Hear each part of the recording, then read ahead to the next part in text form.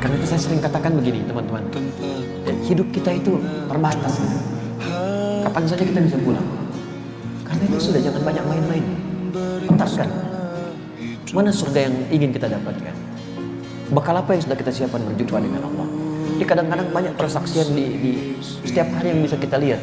Ada yang orang meninggal karena kecelakaan, ada orang meninggal karena virus, ada orang meninggal karena berselisih dan sebagainya. Tapi kan yang kita lihat bukan meninggalnya. Kalau meninggal tuh pasti orang wafat. Sebabnya apa?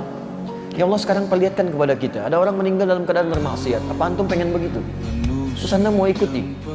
Anda nonton tayangan bermaksiat, Anda lihat gambar-gambar bermaksiat, terus Anda wafat di situ. Apa mau yang seperti itu? Kalau Anda tidak mau, maka siapkan beramal soleh dari sekarang. Bekerja jauhi yang haram, supaya kalau wafat Anda ada dalam keadaan yang halal. Di rumah tangga, kehidupan, jangan banyak berselisih. Sholat dengan baik. Mudah-mudahan wafat dalam keadaan sujud. Ya kalau sebab